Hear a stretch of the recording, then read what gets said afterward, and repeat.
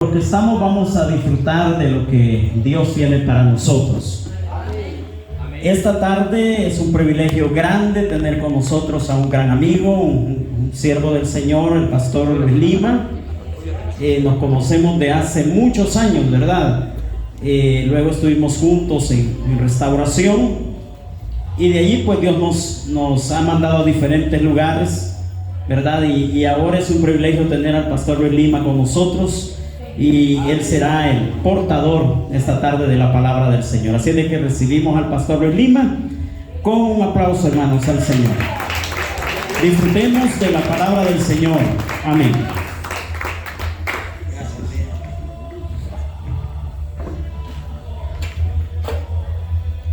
Bueno, que Dios les bendiga, hermanos y amigos que están esta tarde. Para mí es un gusto estar con ustedes esta tarde y me alegro de verles. Y siempre al lugar que voy encuentro a personas que conocemos, y en este caso con el hermano Walter, y también el otro hermano se llama Walter también, hermano Moreno. Sí, pues sí, los dos Walter conozco. Amén. Así que un gusto también a los que a través del internet, me imagino, se están conectando. Así que un saludo para ellos. Les voy a invitar a que nos pongamos de pie, por favor, y busquemos el libro del profeta Jeremías. Y busquemos el capítulo 2 del libro del profeta Jeremías.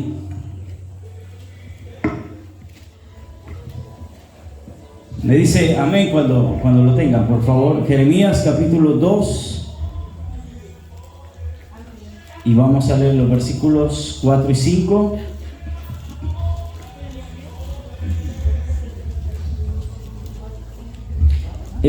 Jeremías capítulo 2. Y vamos a leer los versículos 4 y 5, y luego vamos a ir al versículo 9 en adelante. Jeremías 2, 4 y 5. ¿Lo tenemos, hermanos? Amén. Dice la palabra del Señor: oíd palabra de Jehová, casa de Jacob, y todas las familias de la casa de Israel. Así dijo Jehová: ¿qué maldad hallaron en mí vuestros padres, que se alejaron de mí y se fueron tras vanidades y se hicieron vanos? Ahora vamos al versículo 9, hermanos, por favor, ahí más adelantito. Dice: por tanto contenderé aún con vosotros, dijo Jehová, y con los hijos de vuestros hijos pleitearé, porque pasad a las costas de Quintín y mirad, y enviad a Cedar y considerad cuidadosamente, y ved si se ha hecho cosa semejante a esta. ¿Acaso alguna nación ha cambiado sus dioses, aunque ellos no son dioses? Sin embargo, mi pueblo ha trocado su gloria por lo que no aprovecha. Espantaos cielos sobre esto, y horrorizaos, desolaos en gran manera, dijo Jehová. Porque dos males ha hecho mi pueblo: me dejaron a mí fuente de agua viva, y cavaron para sí cisternas rotas que no retienen agua. ¿Es Israel esclavo? ¿Por qué ha venido a ser presa? Los cachorros de león rugieron contra él, alzaron su voz y asolaron su tierra. Quemadas están sus ciudades sin morador. Aún los hijos de Memphis y de Tafnes te quebrantaron la coronilla. ¿No te acarrió esto el haber dejado a Jehová tu Dios cuando te conducía por el camino? Ahora pues, ¿qué tienes tú en el camino de Egipto para que bebas agua del Nilo? ¿Y qué tienes tú en el camino de Asiria para que bebas agua del Éufrates? Tu maldad te castigará y tus rebeldías te condenarán. Sabe pues y ve cuán malo y amargo es haber dejado tú a Jehová tu Dios y faltar mi temor en ti, dice el Señor, Jehová de los ejércitos. Oramos. Señor, esta tarde te damos gracias por esta oportunidad de estar con este pueblo. Señor, gracias por la vida de tus siervos y de tu sierva que están llevando esta obra a cabo, Señor, y todos los que son partícipes de este pueblo, Señor, y a los niños, a los jóvenes, a los adultos que están esta tarde, te suplicamos que nos hables. Habla nuestros corazones, habla nuestras conciencias, Señor, de manera que nuestras acciones puedan ser afectadas. Dios del cielo, esta tarde aparta todo estorbo, quita toda distracción, Señor, y permítenos estar atentos no al hombre, sino a tu palabra, Señor, esta tarde. Líbranos, Señor, oh Dios, de pensar otras cosas.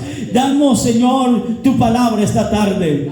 Todo esto lo pedimos en el nombre de Jesús de Nazaret, a quien damos la gloria y la honra. Amén. Pueden tomar sus asientos, por favor. Hace un tiempo, hermanos, yo tuve dos hermanos mayores, dos ya murieron, pero con uno de ellos fuimos muy cercanos, y yo creo que fuimos más que hermanos, fuimos amigos, compartimos todo. Pero en una de esas ocasiones trabajamos en la albañilería, y pues un día fuimos a trabajar aquí por la terminal a una clínica de un doctor. Fuimos a remodelarle algunas cosas ahí. Estando ahí, hermanos, el doctor era bastante ameno, muy amigo, y comenzó a contarnos la vida de ellos, que su madre era una anciana, ahí vivía, él estaba haciendo un cuarto. De hecho, ese cuarto íbamos a remodelarle, a pintárselo, a dejárselo bonito. Y yo digo, quiero que mi madre disfrute sus últimos días. La señora no era cristiana, la señora estaba muy enferma y usaba unos lentes así muy gruesos.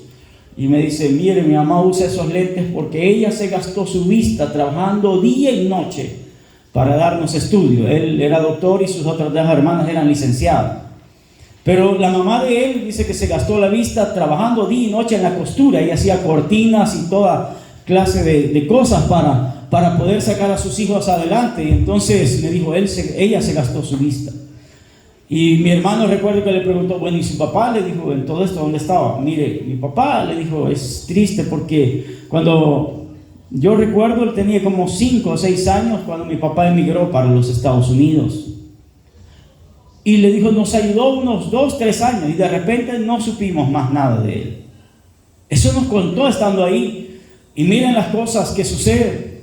Nosotros estamos ya casi para terminar el trabajo cuando de repente él nos contó que esto supieron, unos 2 o 3 años más les ayudó y no supieron más de sus padres. Ya eran adultos, padres de familia, obviamente. Y estando ahí, terminando casi el trabajo, de repente llaman a la oficina del doctor. No se sabe cómo, investigaron, pero hablaron desde el aeropuerto de El Salvador. Y le dijeron, señor, le dijo, aquí hay una persona que afirma ser pariente suyo y necesitamos que alguien lo venga a recoger. El doctor, sorprendido cuando le pasaron la llamada, ¿y quién? Yo no tengo parientes en el extranjero. Y de repente le dijo, este señor afirma ser su padre. Ahí estaban las 2 hermanas de él. Dijo, nosotros no tenemos tata. Y él, pero a mí lo que me sorprendió, hermano, es ver la actitud de él. Él se puso alegre, hermano. Yo dije, yo no sé cómo hubiera reaccionado a que de repente ahí está su papá después de 20, 40 años de no verlo. Usted se hubiera alegrado. Yo creo que no nos hubiéramos alegrado. Pero a mí me sorprendió. Hay personas mundanas que nos dan lecciones a nosotros. Pero lo que me sorprendió es que él dijo, yo voy a ir a traer a mi papá. Agarró su vehículo y se fue. Ya nosotros nos fuimos, pues obviamente no volvió él ese día, sino que el siguiente día. Y entonces dije, miren muchachos, ya que están ustedes aquí, ahí está otro cuarto que está viejito, dijo. Entonces les va a seguir saliendo más trabajo. Quiero que me arreglen el baño que está ahí, el cuarto ese también lo vamos a remodelar, porque se lo voy a dar a mi papá. Pero él contento, feliz de ver a su papá. Las otras hermanas ya no volvieron a llegar ahí donde él. No querían saber nada de él. La señora obviamente no quería saber nada de él. Y fíjense que, para no hacerles larga la cuestión, es que ahí pasó algo que a mí me impactó el corazón, porque unos días nosotros trabajando ahí, el Señor le contó la historia a su hijo, de cómo él lo habían enviado sin nada de Estados Unidos hacia acá, El Salvador. Él venía solamente con 2 enfermedades terminales, Alzheimer y Parkinson. A él su cuerpo le temblaba. Y al ver a su hijo, hermano, lo llevaba al baño, lo bañaba. A mí me sorprendió ver, hermano, él contento con su papá. Y sabe, el viejito fue tocado por la actitud de su hijo. Y él le dijo, llorando, le compró una de esas sillas perezosas y los un día sentado él ahí con el papá, hablando, y le contame, papá, ¿y vos qué hiciste en los Estados Unidos? Y comenzó a llorar el viejo. Y le dijo, hijo, yo quiero pedirte perdón. Porque, ¿sabes? Le dijo, yo tuve mucho dinero en Estados Unidos. Sabías que yo trabajaba en la construcción, yo fui maestro de obra allá en Estados Unidos, logré trabajar con el gobierno de los Estados Unidos, saqué la residencia, trabajé legal, y le dijo, llegué a tener carros, casas, pero me casé con una mujer que me quitó todo. Tuve hijos allá y ellos no quieren saber nada de mí. Cuando a mí me diagnosticaron, le dijo, Alzheimer y Parkinson, lo que hizo ella es apropiarse de la pensión que el gobierno me daba y darme un boleto solo de venida para El Salvador. Ellos no quieren saber nada de mí. Pero a todo esto llorando, a mí me sorprendió, hermano. Yo estaba haciendo mezcla y me quedé parado viendo al viejito llorar. Y lloraba como un niño. Y le dice, pero ¿sabes una cosa, hijo? Le digo, ahora entiendo, le digo, que este es el precio que yo tengo que pagar por haberlos abandonado a ustedes. Esas palabras quedaron en mi corazón, hermano. Y yo digo, hay un precio del abandono, hermanos. Y eso me hace pensar en lo que el profeta Jeremías dice en este pasaje que hemos leído. Y así quiero titular ponerle como tema este mensaje, el precio del abandono. Dios fue excelentísimo con Israel. Israel es la única nación en el mundo a quien Dios le designó un lugar para vivir. Todos los demás países del mundo somos producto de la inmigración, hermano. Aquí se vinieron a sentar nuestros antepasados a El Salvador, emigrando desde Asia, de África, allá por el estrecho de Bering, que pasaron y vinieron y poblaron América. Pero a Israel Dios eligió un hombre que se llamaba Abraham, allá en Ur de los Caldeos, y le dijo, deja tu tierra y tu parentela y vete para el lugar que yo te mostraré. Y Abraham era un anciano ya. La Biblia dice que Dios levantó a Israel de un arameo casi muerto. Dios le dijo, vete, y todo lo que pisar en la planta de tu pie será para ti y para tus generaciones perpetuamente. Y aquel anciano salió de su tierra y llegó a Canaán. Y Dios le dijo, yo haré de ti una gran nación. Pero ¿cómo? Si él era un anciano y su esposa era una ancianita también. Había cesado la costumbre de las mujeres. Y usted sabe que biológicamente una mujer que ya no menstrua es imposible que pueda quedar embarazada. Pero eso es para nosotros. Para Dios todo es posible, hermano. Para Él no hay nada imposible. Y entonces Dios quiso que esa anciana, hermanos, engendrara. Y como esa anciana, cuando Dios le reafirmó el pacto a Abraham por segunda vez, ella escuchó y dijo, ¿cómo yo voy a tener complacencia en mi Señor? Ya estamos viejitos, ya no estamos para eso. Y se sonrió Sara y le dijo el Señor, ¿por qué se ríe Sara? Le dijo, ¿sabes? Para recordarle que ella se ha reído, su hijo se va a llamar Isaac, que significa risa. Y nació Isaac, hermanos, y así Dios fue haciendo nacer esa nación de Israel. Isaac engendró a Jacob y a Esaú, ¿se acuerdan? Y de Jacob nacieron las 12 tribus de Israel. Dios fue maravilloso con ellos, pero claro, Israel siempre, a pesar de ser bendecidos por Dios, ellos siempre se rebelaron contra Dios. Uno no llega a entender, al menos hablando así por así, aunque sí lo entendemos, pero digamos, no logra entender uno cómo una nación que ha visto tantos milagros del Señor, siempre despreciaban al Señor. Fueron a quedar cautivos, ¿se acuerda usted, de Egipto? Por 400 y algo de años estaban cautivos en Israel, en Egipto. El faraón pensó que era dueño de los israelitas, y Dios les dijo que los iba a sacar de ahí y les envió a Moisés. Y la Biblia dice que Dios comenzó a tratar con todos los dioses de Egipto. Los egipcios eran politeístas, adoraban al sol, Dios se los oscureció. Adoraban al río, Dios se los convirtió en sangre. Adoraban las ranas, hizo que las ranas se reprodujeran tanto que llegaban hasta a la cama del faraón. Consideraban que el faraón era un dios, porque no solamente era un rey para ellos, sino que era el hijo de los dioses, el faraón. Entonces Dios, para demostrar, hizo que le cayeran úlceras en la piel. Hermanos, fue horrible. 10 plagas terribles sobre todo Egipto. Y le dijo el Señor, cuando iba la 9ª plaga: voy a traer una última plaga sobre Egipto, de la cual el mismo faraón vendrá de ustedes y les dirá que se vayan. Hermanos, y eso fue duro para Egipto. Ustedes se recuerdan, repito, el faraón era considerado un dios para los egipcios. Era el hijo de Osiris. Y su hijo obviamente era un semidios también. Entonces Dios dijo: voy a hacer que muera todo primogénito de la casa del faraón. Desde el último que está allá en el campo hasta el hijo del que se sienta en el trono de Egipto morirá. Y todo hijo de las bestias también va a morir. Pero para que sepan que yo hago la diferencia, le dijo, entre los egipcios y los israelitas, ni un perro ladrará en la tierra de Gosén. Y después de esta plaga que yo voy a traer, ustedes serán libres. Y cuando el Señor dice algo, lo hace para gloria de su nombre, hermano. Él lo que promete lo cumple. Hermanos, esa noche le dijo: solo les pido que hagan algo. Pongan sangre de cordero en las entradas de sus puertas. Cubran con sangre sus entradas, y así el ángel de la muerte pasará, verá la sangre y no tocará a su casa. Hermanos, la Biblia relata que esa noche fue terrible para los egipcios. Y dígame, ¿cómo sucede eso? La muerte siempre nos sorprende, ¿verdad que sí?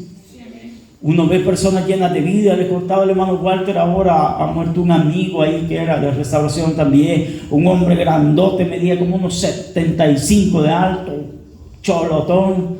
Yo le decía gorila, le decía, perdón hermano, con el respeto que era, gordote grande. Y me dicen: mire que acaba de morir. Santo Dios, un hombre lleno de vida, de salud. La muerte no deja de sorprenderlo. O sea, y eso es que oímos de uno que murió por allá. Pero puede imaginarse lo que le pasó a los egipcios. No había hogar en Egipto donde nadie estuviera llorando. Esa noche fue horrible para todos los egipcios. Una noche de muerte, hermano, sin qué ni para qué. Los niños, los primogénitos, el primer niño de cada hogar murió.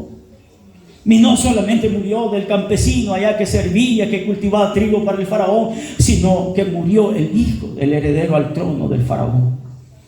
Esa noche lloraba, se oía el llanto de todo Egipto, hermano.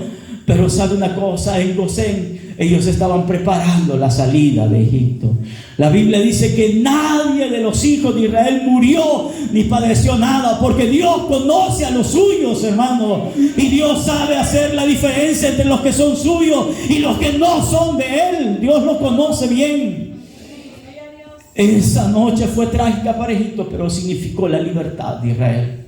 El siguiente día el faraón estaba tocándole la puerta a Moisés. Vete de aquí, váyanse. Hermanos, ese fue el día. Ya Moisés le había dado indicaciones: mañana nos vamos, tengan listas las maletas que nos vamos mañana. Hermanos, ese día fue maravilloso para los israelitas. Y les dijo Moisés, les dijo: ¿saben qué? No nos vamos a ir con las manos vacías. Pidan todo el oro de los egipcios. Vayan y tóquenle a su vecino y díganle que le dé el oro que tengan. Hermanos, se fueron con su ganado, se fueron con todo el oro de Egipto, y no necesitaron empuñar una espada, porque Dios peleó por ellos. No necesitaron ensuciarse las manos con sangre. Dios peleó por los israelitas y salieron de Egipto. Por allá, hermanos, unos días de camino llevaban, cuando de repente el faraón de Egipto se volvió a endurecer su corazón y dijo: ¿qué hice? Dijo: dejé ir la mano de obra. Estoy loco. Le dijo a sus generales: preparen los caballos y los carros de guerra. Eso era lo más temido de los egipcios. Los carros que eran armados eran como los tanques de aquella época. Eran carros rápidos, tirados por caballos. Ellos habían innovado incluso ese armamento que se usaba allá. Le traigan los 300 caballos, 300 carros de guerra. Y le dijo: y vámonos a traer a los israelitas. ¿Y sabe qué? Dios es perfecto en lo que hace. Dios le dijo a Moisés: acampen frente al mar. Hermano, Dios sabía lo que estaba haciendo. Cuando los israelitas vieron la polvadera que se levantaba y alguien dijo: allá viene el faraón con sus carros de guerra, que era lo más temido en aquella época. Y comenzaron a afligirse, a gritar, los niños a llorar: ahí viene el faraón y nos va a matar, nos va a llevar de nuevo. Moisés, por un momento, imagínense al ver todo el pueblo asustado, él dudó por un momento. Él sabía que Dios lo había llamado, pero dudó por un momento, no hallaba qué hacer, se aturdió y le dijo: Moisés, levántate, ponte frente al mar y dile al pueblo que esté listo para marchar, porque esos egipcios que ahora ves, nunca más los volverán a ver. Y la Biblia dice que Dios le dijo a Moisés: ¿qué tienes en tu mano? Una vara, Señor. Toca las aguas con la vara y lo demás lo voy a hacer yo. Hermano, la Biblia dice que Moisés tocó el mar con las aguas. No importa qué mar fue, si fue el mar rojo, no sé, el mar de los carrizos. Muchos han querido desvirtuar este milagro, pero la Biblia lo dice y yo lo creo. Dice la Biblia que Moisés tocó el mar y Dios hizo soplar un viento en medio del mar y levantó una pared de agua aquí y otra pared de agua allá, y quedó un camino en seco por donde Israel podía caminar. Hermano, ese es el Dios nuestro, el todopoderoso, el todo suficiente. Su nombre es el Shaddai. Él lo puede todo, hermanos. ¿Se imagina qué milagro más maravilloso? Una pared de agua y otra pared de agua aquí. Eso era algo para temer, hermanos. Israel comenzó a atravesar el mar. El faraón se quedó asustado por un momento, pero dijo de repente: bueno, si los israelitas pueden pasar, yo también. Y dice la Biblia que cuando el último israelita terminó de cruzar ahí venía el faraón campeón. Y no fue como en la película Los 10 Mandamientos, que él se quedó de lejos. La Biblia dice que el faraón y sus hombres murieron anegados por las aguas ese día. Dios hizo que el mar se cerrara cuando los egipcios iban a medio camino. Cuando Dios quiere libertar a alguien, lo hace para la gloria de su nombre. Él rompe las cadenas, hermano. Dios lo hace. Dios rompe las cadenas, hermano. Mi padre me contaba, él era fumador desde los 12 años, 3 cajetillas diarias. Él comenzó a beber alcohol desde los 12 años, él era viciado. Y en un tan solo día el Señor lo liberó de eso. No tuvo que ir a terapia por 3 meses, no. En un solo día, en una calle polvosa, ahí en una colonia que se llama San José, unos hermanos de una iglesia pequeñita sacaron ese día la banca del templo y predicaron a Jesucristo. Y él cayó de rodillas recibiendo al Señor. Y los 40 años de fumador y los 40 años de alcoholismo se acabaron en un solo día. Ese es el Dios que nosotros predicamos, hermano. Dios puede libertar. Pero eso no fue todo lo que Dios hizo con Israel. Dice la Biblia que habían avanzado un tiempo y de repente se les acabó el agua y comenzaron a blasfemar. Dios nos sacó de Egipto, allá teníamos agua y aquí vamos a morir de sed. Y el Señor le dijo a Moisés: ve y toca la piedra. Moisés estaba cansado, estaba bravo, ¿se acuerdan ustedes? Y eso le salió caro a Moisés, porque Dios es justo y no tiene por inocente al culpable. Y ni hijos preferidos, Dios trata a todos por igual. Amén. Moisés se enojó, ya estaba cansado, y dígame quién no se iba a enojar con tanta gente rebelde. Entonces estaba molesto y entonces dije que golpeaba la piedra. No hizo como Dios, vale, toca la piedra, que era un símbolo de Cristo, pero le golpeó, ¡pam! Y de la roca salió agua en medio del desierto para saciar la sed de Israel, imagínense. Otra de las cosas que me gusta a mí recordar es que dice la Biblia que Israel tuvo que vagar por el desierto del Sinaí por 40 años, ¿se acuerda usted? ¿Por qué Dios lo hizo? Estaba cerquita, pero Dios los hizo vagar por 40 años. Pero sabe, Dios en medio de su disciplina también es generoso el Señor. Dice la Biblia que donde Israel caminaba, una sombra los acompañaba, una nube que les hacía sombra. Imagínense, alrededor de ellos no se aguantaba el solazo. Donde Israel había sombra fresca. Y conforme ellos caminaban, la nube se movía. Y ese Dios es maravilloso. Hermano, la historia de Israel es sorprendente. ¿Y sabe qué? Dios por la noche dice que los iluminaba con una columna de fuego. Ahora mi teoría es esta: he oído que en los desiertos en el día la temperatura es alta y por las noches las temperaturas bajan hasta grados bajo cero. Entonces mi teoría es esta: no solo que les alumbraba el Señor, sino que les daba calefacción en medio del frío el Señor. Imagínense, por el día con la nube y por la noche una columna de fuego en medio del campamento de Israel. Qué maravilloso es el Señor, qué tierno y cuidadoso es el Señor. Yo sé que nosotros hemos experimentado el cuidado del Señor, ¿sí o no? Prueba de ello es que estamos aquí esta tarde, hermano. Que Dios ha sido cuidadoso con nosotros. Dios ha sido generoso con nosotros. Por eso estamos esta tarde aquí, hermano. Ahora, días después, a Israel se les acabó la comida. ¿Y ahora qué vamos a hacer? Allá teníamos melones, allá teníamos de todo en Egipto. Seguro, eran esclavos. Vivían bajo el yugo del faraón, pero decía, pero siquiera teníamos comida. Y Dios nos saca al desierto para que nos muramos, Moisés, ¿qué hacemos? Y si usted se acuerda qué hizo el Señor, les mandó codornices. El maná del cielo. Eso fue después, finalizando el recorrido del desierto, cuando Dios les dio a comer carne. Pero durante el trayecto del desierto, Dios hizo que cayera pan del cielo para ellos. Es cierto que no cayeron los pedazos de pan hechos, tenían que tomar y molerlo y hacer el pan, hermanos. Pero este milagro, hermanos, era maravilloso. No cabía duda. Los científicos ahora han querido, hay cadenas internacionales han querido desvirtuar esto. Algunos llegó a decir que eran unas secreciones de unos animales que hay en el desierto del Sinaí. ¿Que a quién le iba a dar comer eso? La Biblia dice que caía del cielo uno que el salmista en una forma poética dice que era pan de ángeles comieron en el desierto. Dice que tenía sabor a hojuelas con miel. Era alguna cosa menuda, blanquecina. Dice que solo tenían que recoger. Dios les dijo: recojan de lunes, de domingo a viernes.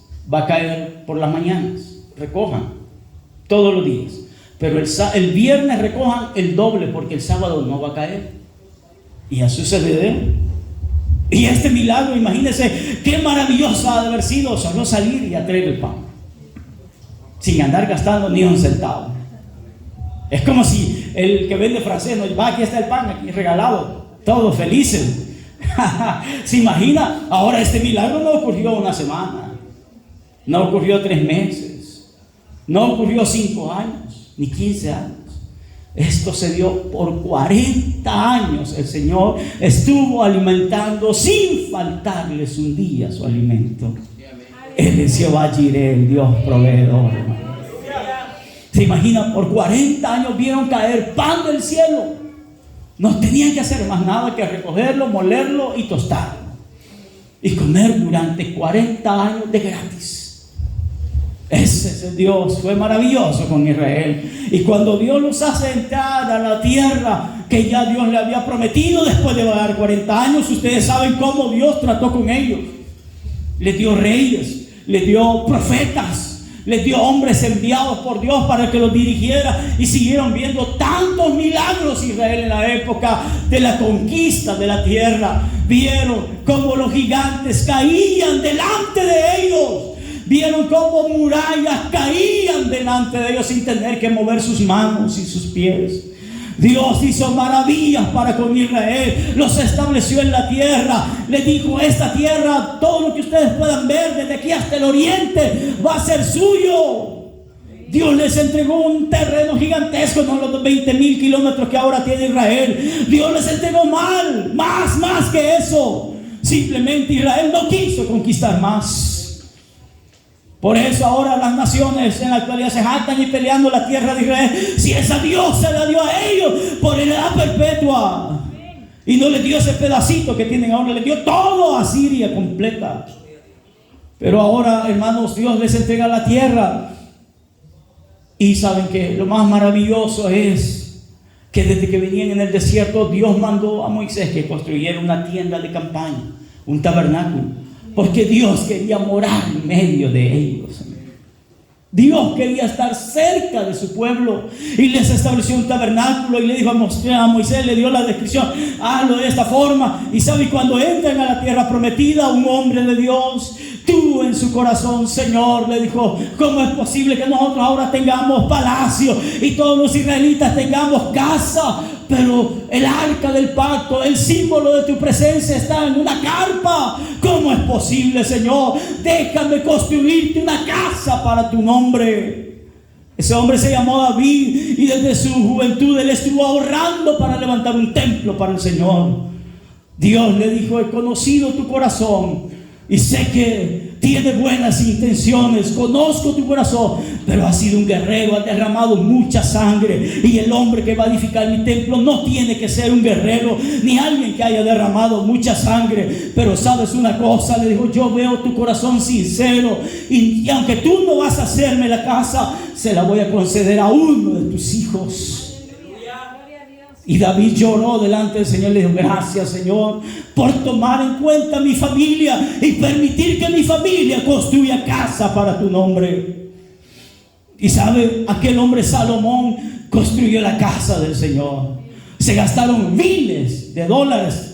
Si lo traducimos a nuestro tiempo, oro, plata, David dejó todo preparado, piedras preciosas, madera, piedras, todo lo tenía preparado. Y además de eso, la Biblia dice que el pueblo voluntariamente contribuyó para edificar la casa del Señor, hermano. Cuando Dios está en aquello, usted no tiene que engañar ni presionar a la gente. Si Dios está en ese negocio, Dios moverá los corazones. Dios lo hará, no tiene que ensuciar sus manos, ni mentir, ni ser fraudulento. Dios hará las cosas como Él quiere. No tendrá que engañar a nadie. Dios lo hará.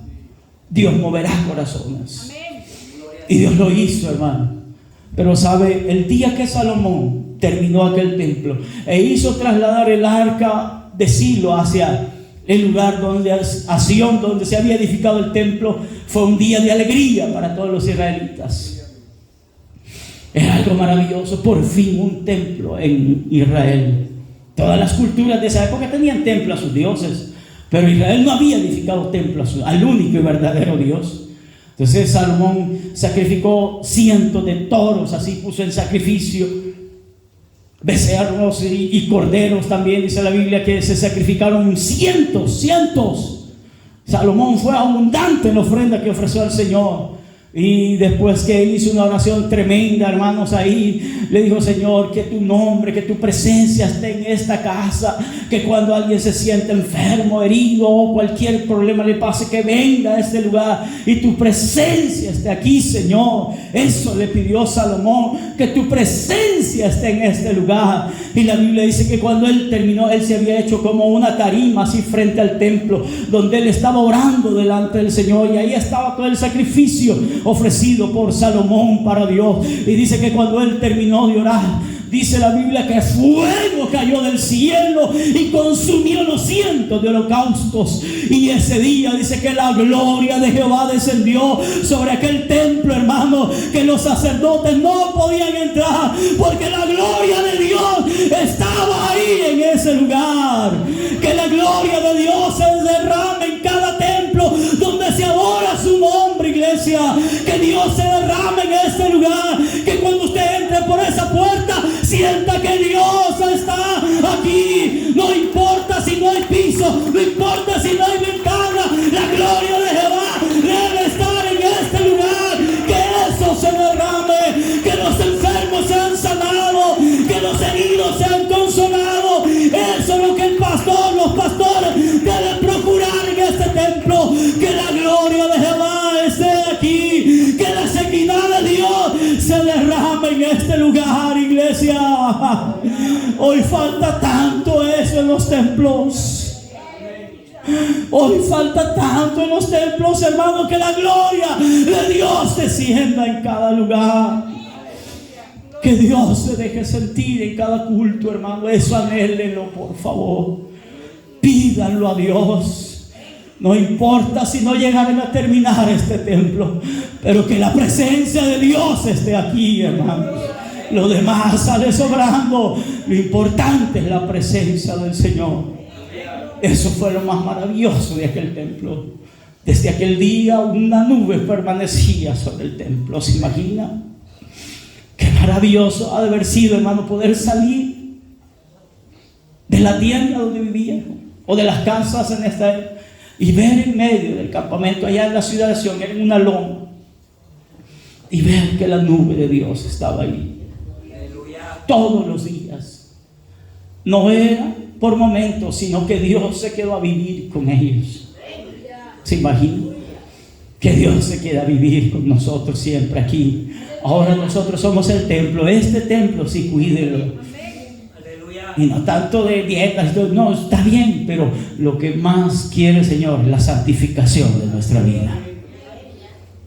Ahora, hermanos, eso fue maravilloso y muchas cosas más podríamos hablar de Israel. Pero llegamos a esta época del profeta Jeremías, en la época de los reyes. Ya el reino se había dividido y Jeremías fue enviado por Dios a profetizar a Israel por muchos años. Por 40 años el profeta Jeremías les profetizó. Porque Israel, hermano, lo sorprendente de Israel es que después que Dios había hecho todo con ellos, ellos se volvieron idólatras y cambiaron al Dios verdadero por dioses hechos de metal, por dioses hechos de piedra, cuando ellos bien sabían que no son dioses lo que se hacen con las manos, pero adoptaron el culto pagano de los cananeos y se volvieron a adorar a Baal y a Acera, a los dioses cananeos de la fertilidad. Y por eso al Señor le dolió tanto el corazón. Dígame, ¿a quién no le dolerá la traición? Yo he visto a hombres y mujeres destruidos por la traición de un ser amado. Yo he visto a padres y madres llorando por la traición de sus hijos que los abandonan. Que después de haber sufrido tanto, le digan a su mamá: no te metas en mi vida. Dígame si no duele el corazón. Mi hija tiene 12 años y un día le dijo algo hacia mi esposa, le quebró su corazón y le dijo: pues no sabes todo lo que he tenido que pasar. ¿Cómo es posible, pichita? Chorreada, le dijo, ella estaba molesta. De 12 años me estás diciendo eso, que no me mete en tu vida. Si Dios me ha permitido traerte a este mundo, he sufrido dolores por vos. Pero cómo duele, hermano, el corazón de eso. Imagínense que de repente los hijos le dan a uno: no te metas en mi vida. ¿Cómo?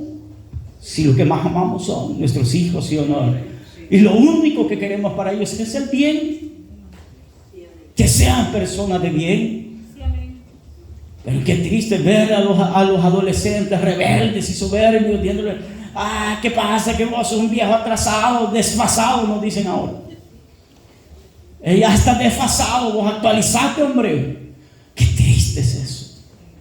Y ver a padres, hace un tiempo oí a un predicador que fue a Argentina y él venía a llorar. Dice que viendo las noticias en Argentina, vio el caso de una anciana que andaba en la ciudad de Buenos Aires, allá, una anciana de 86 años en la calle, hermano. Y dice que ese día él puso las noticias y estaban entrevistando a la señora y le dice: señora, dice que le dijo el periodista con la voz quebrada también, porque ella con trapos, y usted ha visto como andan las personas en la calle con cartones ahí para dormir en las noches. Y dice que el Señor: y usted no tiene hijos que le apoye. Y dice que la viejita se soltó en llanto y le dijo: yo tengo 10 hijos. Y dice que el periodista le dijo: ¿y dónde están sus hijos? Se fueron para Estados Unidos y se olvidaron de mí. ¿Cómo duele la traición, hermano?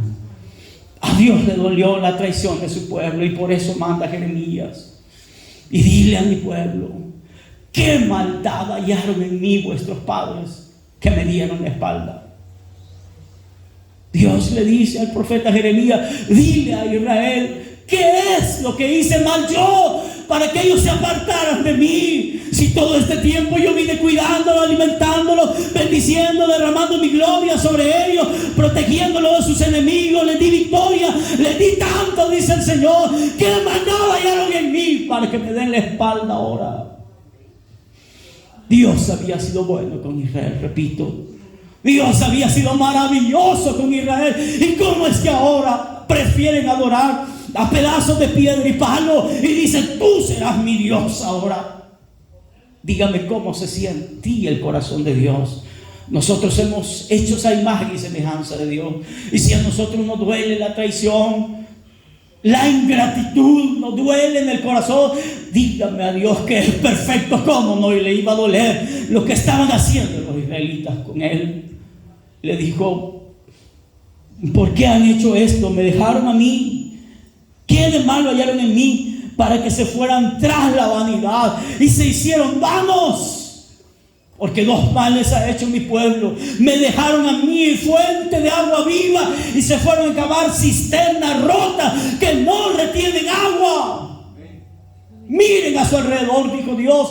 Vayan a las costas de Quintín, el norte y el occidente de Israel. Vayan y ven a las zonas de las costas y a las zonas de las montañas y ven esas culturas. Si alguien ha hecho esto con sus dioses, aunque ellos no son dioses. Hermanos, es increíble. A veces los religiosos demuestran más convicción que nosotros los cristianos. Conozco a un hermano que por muchos años estuvo hablándole a su madre del evangelio. Cuando ella estaba muriendo en la cama, ella escuchó muchos años el evangelio y ella sabía que el evangelio era la verdad. Ella llegó a decirle a su hijo: yo sé que tenés razón de lo que decís, pero el día que ella estaba muriendo de un problema en sus pulmones, ahí en la cama, el hermano llorando: madre, reciba a Cristo, usted va a partir ahora para la eternidad y tiene que decidir ahora dónde va a estar. El hermano me cuenta que él sintió la presencia de Dios en ese cuarto. El Señor estaba ahí, hermano, y la viejita lloraba, madre, y le dijo: yo sé que tenés razón, hijo, pero yo le hice una promesa a tu abuela que yo iba a morir en la religión que ella me dejó. Y así murió. Esto es lo que Dios les recalcaba a los israelitas: vayan y vean a las otras culturas. Si los demás hacen esto con sus dioses, no los abandonan. Y sin embargo, mi pueblo me abandonó a mí. Tenía razón Dios de estar quebrantado en su corazón, ¿sí o no, iglesia? Tenía razón el Señor de reclamarle a los israelitas, ¿sí o no? Cualquiera lo hubiéramos hecho al ver eso. Usted se hubiera indignado al ver la injusticia, ¿sí o no? Y Dios le permitió hablar en nombre de Dios a Jeremías. ¿Cómo cree que Jeremías le hablaba a Israel? A él lo conocen como el profeta del quebranto. Algunos le dicen llorón, para mí es muy despectivo. Prefiero creer en el profeta del quebranto. Pero él tuvo que profetizar con lágrimas en sus ojos, porque Dios le hacía sentir lo que su corazón sentía. Les dijo: qué maldad hallaron en mí. Vean a ver a sus vecinos. Hermanos, los musulmanes no pueden abandonar su religión. Si un musulmán deja el Islam, eso le cuesta la vida. Pero los cristianos, por cualquier cosa queremos dejar al Señor. Por cualquier cosa ya no vamos a la iglesia, hermano. Es triste. Un pastor me contaba hace poco que solo porque le dijo: hermanos, no reserven las sillas, no estén poniendo los mantos ahí. Y como una hermana no hacía caso, tuvo que decir: hermana fulana, por favor no ponga el manto ahí. Ya no volvió a llegar a la iglesia. Esos son los problemas de ahora que enfrentamos. Por cualquier cosa dejamos al Señor. Por otra señora que no es nuestra, por otro hombre que no es suyo. Cambiamos al Señor por cualquier cosa, hermano. Qué triste. Hace poco vi a un joven, hace como 2 años, recuerdo haber visto allá en la colonia El Mora a un joven atado, hermanos, y él era servidor en la iglesia, hermano. Él predicaba en la iglesia y le dije: hermano, ¿qué ha pasado? Lo vi todo desmerecido, el pobre era un esqueletillo humano caminando. Hermano, me dijo: no puedo, por esto no puedo. ¿Y por qué? Yo le veía solo, aquí ve 2 piedritas de crack. Pueden más que el Señor. Qué triste, hermano. Pero si nosotros lo pensamos bien, nosotros también nos apartamos de Dios.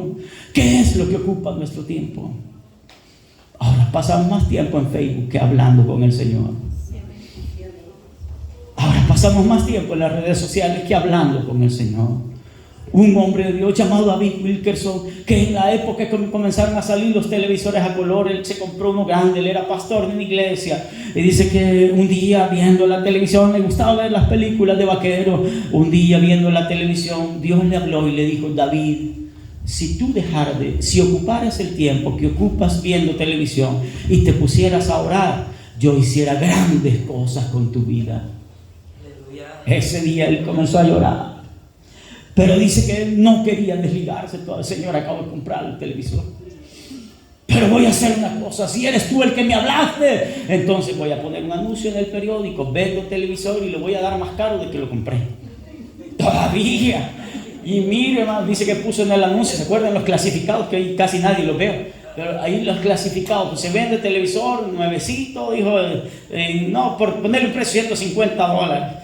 Y el siguiente día, pum, le cayó una llamada: ¿usted es el que vende el televisor? Sí, lo necesito, que me lo traiga aquí a la casa. Ah, Señor, tú estás en esto. Ahora, ¿quién fue David Wilkerson? Un hombre que ganó miles de pandilleros para el Señor. Dios lo usó grandemente, y cuando él murió siendo un hombre intachable en las manos del Señor. Hermano, si eso pasa con nosotros, hermano, y eso es la queja del Señor. Pero ¿saben una cosa? Hay un precio que se paga por abandonar al Señor. Porque Dios no es juguete de nadie. Dios es un Dios vivo. Él mira, Él ve, y Él tiene todo el poder en sus manos para tratar con las personas que juegan con Dios. Dios no es payaso de nadie. A Dios no lo puedes tomar como un juguete y después lo abandonas. No, señores, este es un pacto que hemos hecho con el Señor. El Señor Jesús dijo: este es el nuevo pacto en mi sangre. No lo hemos firmado nosotros, lo firmó el Señor con su sangre. Ese pacto es, hermano, de guardarnos para Él. Esto del Evangelio no es pasajero. Esto es hasta que Cristo venga, hasta que nos muramos. Hermanos, eso es lo que pasa. Dios se quejó y le dijo: voy a tratar con ustedes. Jeremías lloraba porque él pudo ver lo que iba a pasar con Jerusalén años después. Es cierto que las profecías no se cumplieron de la noche a la mañana, tardaron unos años, pero el día llegó, hermano, en que Dios iba a ajustar cuentas con los israelitas por haberle dado la espalda a Él. Era justo, ¿no, iglesia?, que Dios trataba con ellos por haberlos abandonado. Si era justo lo que Dios iba a hacer. En el año 586, Nabucodonosor invadió Judá y conquistó Jerusalén.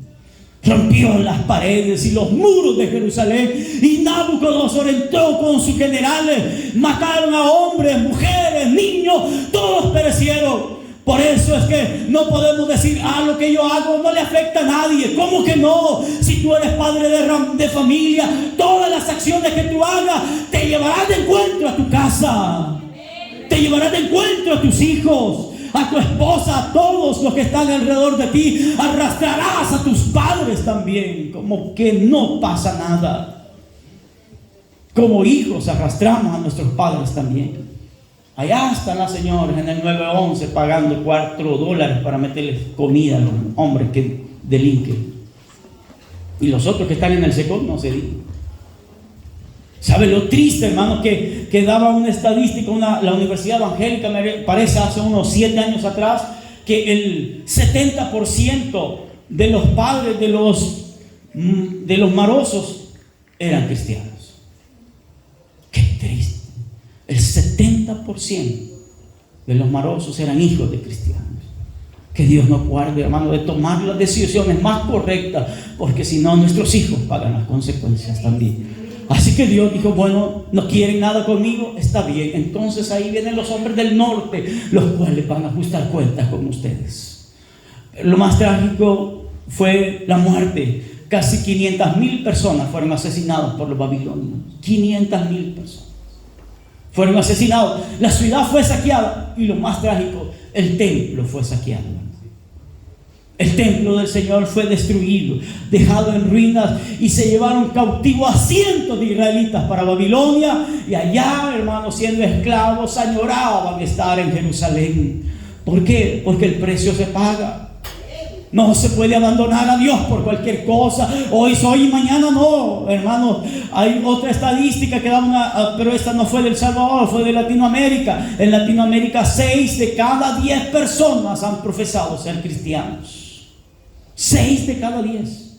Puede imaginarse, y muchos de ellos andan caídos ahora. Yo no sé si ustedes van, pero cuando usted va a invitar a veces a las personas y usted les dice, le voy a hablar de Cristo, no, ellos terminan evangelizándolo a uno si ya saben. Muchos son cristianos caídos y ahí están tranquilos como si nunca hubieran conocido al Señor. Hermanos, es triste. Y ¿sabe qué? La historia de Israel fue trágica. Ahora, eso fue la historia pasada, pero viniéndonos a la historia reciente, hermanos, el Señor había enviado profetas como Jeremías. Pero un día dijo Dios, ya no le voy a enviar profetas, le voy a enviar a mi Hijo, Jesucristo. Y la Biblia dice, a los suyos vino, y los suyos no le recibieron. Qué triste, hermano. El Señor Jesucristo nació en Belén de Judá. Y el profeta Isaías había profetizado, porque un hijo nos es nacido. He aquí la Virgen concebirá y será llamado su nombre Emmanuel, que significa Dios con nosotros. Esta vez Dios no quiso morar en un templo, sino que envió a su Hijo unigénito aquí a la tierra de Israel. Y nació Jesús en la tierra de Israel y anduvo por las calles de Jerusalén predicando el evangelio y haciendo milagros, sanidades, levantando muertos, dando vista a los ciegos.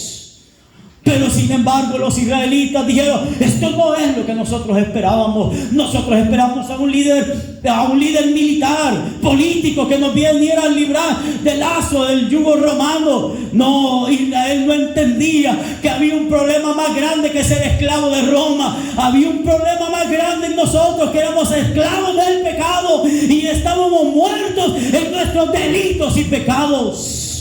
El Señor no vino para romper un yugo romano, vino para romper el yugo del pecado que nos estaba condenando a todos. Les dio la ley y nadie pudo cumplir la ley. Entonces dijo el Señor, yo me ofrezco voluntariamente como sacrificio por ellos. Y los israelitas, ¿qué hicieron con él? Esto no es antisemitismo, sino que es la historia cristiana. Porque tampoco podemos decir que solo los judíos fueron. Fuimos todos nosotros los que sacrificamos a Jesús. Nadie de nosotros quería nada con el Señor, o alguno de aquí estaba ansioso de ser cristiano. Todos lo aborrecíamos. Ser evangélico es lo último que me imaginaba, aunque nací en un hogar cristiano. Pero cuando fui adolescente me daba vergüenza que dijeran que mis papás eran evangélicos. Yo les decía, mis papás son evangélicos, pero yo no soy. Qué torpeza la nuestra, ¿verdad? Pero ahora yo no me avergüenzo del evangelio, hermano. ¿Cuántos no se avergüenzan del evangelio aquí? Porque es poder de Dios, dice la Biblia. Hermanos, ¿saben una cosa? Los israelitas rechazaban al Señor. Y ¿saben cuando aquel militar romano les ofreció? Les ofrezco a un criminal, les dejo libre a este o a aquel. ¿Y a quién escogieron? Dijeron, queremos a Barrabás, a un asesino.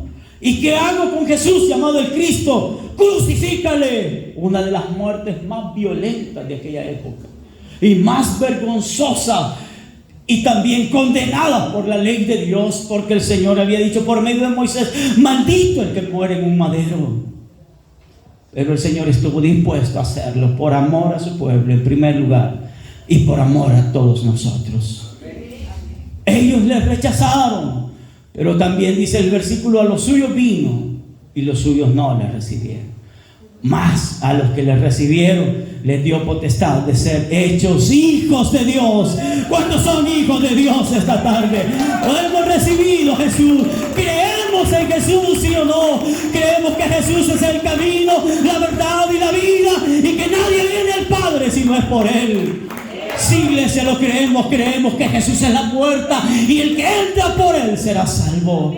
Creemos que Jesús es el maná que descendió del cielo y el que come de Él nunca más tendrá hambre. Creemos que Jesús es el agua viva y el que bebe de esa agua, de su interior correrá ríos de agua viva que salpicarán para vida eterna, dice la Biblia.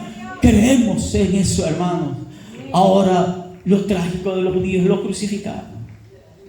Pero antes de que eso sucediera, el Señor un día en una loma vio a Jerusalén y él hizo una lamentación por Jerusalén. Fue una de las 2 veces que el Señor Jesús lloró. El libro de Lucas lo registra también, que dice que Jesús lloró y dijo: Jerusalén, Jerusalén, que matas a los profetas y apedreas a los que te son enviados. ¿Cuántas veces yo quise juntar como la gallina junta sus polluelos y no quisiste? Y el Señor lloró. Por tanto, esta tu casa te será quedada desierta y no me veréis más hasta que digáis: bendito el que viene en el nombre del Señor. La ceguera espiritual cayó sobre Israel. Si usted a un judío le habla de Jesús, para ellos Jesús no es nadie. Vi a un rabino discutiendo con un pastor y le dice: ese es tu Jesús cristiano. Y el pastor le dice: ¿cómo me dices tu Jesús cristiano si Jesús es judío? Y le dijo: te voy a contar una historia y te voy a contestar porque somos amigos. Los judíos no contestamos estas preguntas. En un pueblo había un rey y tenía muchos hijos el rey, pero uno, no sé por qué, se hizo más famoso que todos. Cuando el rey llegaba a un pueblo y iba con su hijo, la gente le aplaudía al hijo y al rey no le hacían caso. Le dijo: no honren al rey, no honren al hijo, honren al rey. ¿Entiendes lo que te digo?, le dijo el pastor. El pastor le dijo: entiendo, pero sabes una cosa, por la palabra de Dios entiendo que si yo honro al hijo, estoy honrando al Padre. Eso lo entiende cualquier cristiano, lo entendemos, ¿verdad? Que si honramos a Cristo, estamos honrando a Dios en su plenitud. ¿Por qué? Porque Jesús es Dios. Él es Dios todopoderoso, hermano. Y si honramos a Cristo, estamos honrando al Espíritu Santo y estamos honrando al Padre Celestial. Pero para un judío es ofensivo hablar de Jesús. Ahora, en la historia moderna de Israel ha tenido que pagar un alto precio. En el año 70 después de Cristo vino el general Tito y destruyó Jerusalén. ¿Sabe cuántos judíos murieron? 1 millón de judíos fueron asesinados. Por eso es que el Señor, cuando Él iba en la cruz y las mujeres salieron llorando por el Señor, cuando lo veían sangrando y latigado, oh, las mujeres fieles, que les dolía ver al maestro, el Señor le dijo: mujeres de Jerusalén, no lloren por mí, lloren por ustedes y por vuestros hijos, porque lo que les esperaba no era nada fácil. Y desde el año 70 Israel desapareció del mapa geográfico. Nunca más volvió a ser nación. Nunca más volvieron a ofrecer un sacrificio a Dios. Nunca más Dios se desapareció a ellos. Hermanos, es duro el precio que se paga por abandonar al Señor. Y sabe, allá por 1939 se levanta un austriaco loco diciendo: el causante de todos los problemas de Alemania y del mundo son esas malditas criaturas llamadas judíos. Debemos erradicarlos de Alemania y así Alemania estará segura. Ellos se han apoderado de los bancos de Alemania, se han apoderado del comercio de Alemania, y la única forma de que los alemanes prosperen es que matemos a esas criaturas. Y a partir de ahí nació una persecución contra los judíos en Alemania. Y como él comenzó a conquistar toda Europa, la persecución pasó por toda Europa. 5 millones de judíos y un poco más murieron en la Segunda Guerra Mundial, perseguidos, llevados a campos de concentración. Algunos han querido comparar el secot con esos campos de concentración. No, señores, eso es risible con lo que los israelitas vivieron. Campos de concentración donde el propósito de los alemanes es que se murieran de hambre o de enfermedad. Hay un documental que se llama El largo camino a casa. Lo fue editado en base a las cartas, los testimonios y las vivencias de los judíos que lograron sobrevivir al holocausto, o al mal llamado holocausto alemán. Y ellos cuentan en sus testimonios todo lo que tuvieron que pasar. Dios a través de los profetas le dijo: lo voy a poner por escarnio y burla de todas las naciones. Y aún hasta años atrás, en estas épocas de Semana Santa, ¿se acuerdan qué decían las viejitas cuando usted escupía? No escupas, judío errante. ¿Se acuerdan esas expresiones? Burla para Israel. Judío errante, que no tenés dónde vivir. Eso estaban diciendo: no escupas, porque así escupieron la cara del Señor los judíos. Un odio contra ellos, hermanos, terrible. ¿Y sabe qué? Ahí en ese documental, una mujer con su hija que lograron sobrevivir 9 años, cuenta la historia. Cuando los rusos llegaron al campo de concentración, me parece que fue Auschwitz, que los rusos rescataron. No, perdón, los norteamericanos. Sí, Auschwitz fue por los norteamericanos.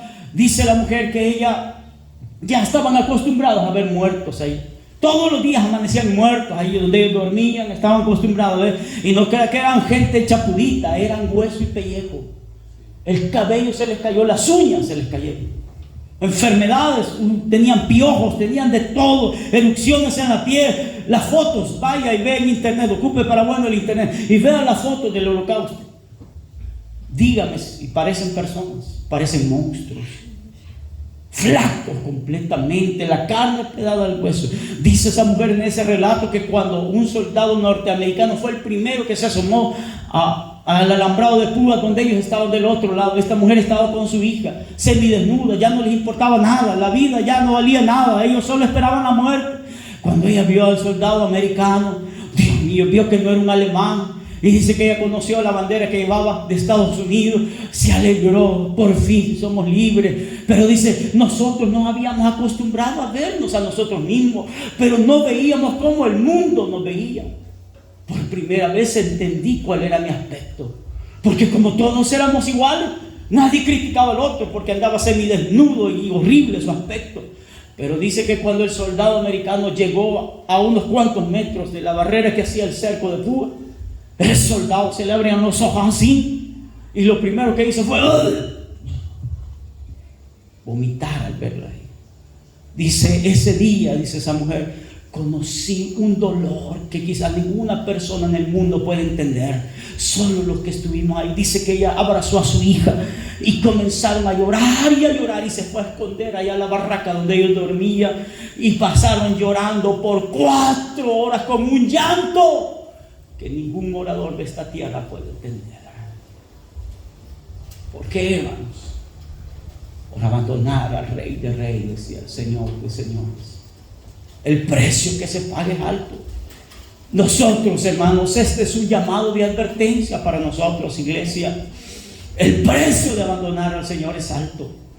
Honremos al Señor, vivamos para Dios. No hay cosa mejor que vivir para el Rey de Reyes y el Señor de Señores. Nosotros estamos seguros en las manos del Señor. El Señor dijo: caerán 1000 y 10.000 a tu diestra, mas a ti no llegarán. Dice que debajo de sus alas nosotros estaremos seguros. Vivamos para el Señor, iglesia, y honrémoslo, porque el precio que se paga es duro. El Señor le dijo: todo este mal que te ha venido, dijo el profeta Isaías, no es por haberme dejado a mí. Por eso te ha venido todo este mal. Hermanos, nosotros estamos seguros en las manos del Señor. No hay nada más que buscar allá afuera. Ya venimos de allá. El precio que se paga es duro. Ahí en la congregación donde estuvimos por muchos años, vimos cosas. Vi a una joven que servía en la escuela dominical y sus padres honraban a Dios. Hermanos, de repente un líder que llegó ahí y terminan fornicando con la muchacha escondida de sus padres. Ella salió embarazada. La bulla, la hija de la hermana fulana salió embarazada del líder de aquel grupo. ¿Se imagina la bulla, la mala fama? Los padres avergonzados, tristes. ¿Por qué hiciste eso? Ahora ella pues fue al hospital, pero en el hospital estaba cuando le cayó una bacteria que le comía la sangre. Yo nunca había entrado a cuidados intensivos. Esa vez me dijo el hermano, vaya y ore por nuestra hija. Yo era el pastor de la zona esa. Y fui, hermano, y vi la herida expuesta, hermano, y la bacteria le estaba comiendo la carne cerca de la herida. Los órganos estaban expuestos. No había antibiótico aquí en el país. Tenían que traerlo desde Estados Unidos y se tardaba 15 días en llegar. 15 días en cuidados intensivos y la bacteria avanzando, comiéndole la carne, dejándole los órganos expuestos. Y ahí la muchacha comenzó a llorar cuando yo llegué. Yo no hallaba qué decirle, hermano. ¿Qué se le dice a una persona? Gracias a Dios que Dios le hizo entender. Y ella comenzó a llorar y me dijo, hermano, ¿verdad que esto me pasa por deshonrar a Dios y a mis padres? Yo no hallaba qué decirle. Yo le dije, usted lo ha dicho, hermano, pero Dios me ha enviado a orar por usted. ¿Se va a reconciliar conmigo? Sí. ¿Por qué llegar hasta esos extremos? Otra joven que conocí, servidora también de la iglesia, igual, la misma historia, fornicó con su novia, escondida de sus padres. Se casaron, sí, todo bien chivo, ya nos casamos, ya está solucionado. Dios no es juguete de nada. En el periodo del embarazo ella no sé qué trauma sufrió, pero fue poseída por un demonio. A la hora de dar a luz ella estaba endemoniada, dio a su hijo y ¿sabe qué? A los pocos días que su hijo había nacido le prendió fuego al cuarto porque veía que su hijo era un monstruo y quería matarlo. Le prendió un fuego al cuarto y si no había sido por un vecino que sacó al niño, ahí hubiera muerto. Ella se creía perro y salía a morder a las personas. Dios no es juguete de nadie. Dios no es payaso de nadie. Hay un precio que se abandona por abandonar. Hay un precio que se paga por abandonar al Señor. Pensemos, la iglesia, esta tarde. Cerremos nuestros ojos.